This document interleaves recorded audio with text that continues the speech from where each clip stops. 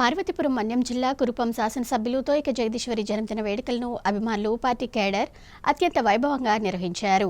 గుమ్మలక్ష్మీపురంలోని కళింగ వైశ్య కళ్యాణ మండపంలో ఎమ్మెల్యే పుట్టినరోజు వేడుకలు జరిగాయి. నియోజకవర్గంలోని 5 మండలాలకు చెందిన తెలుగుదేశం పార్టీ నాయకులు, కార్యకర్తలు ఎమ్మెల్యేకు పుట్టినరోజు శుభాకాంక్షలు తెలియజేశారు.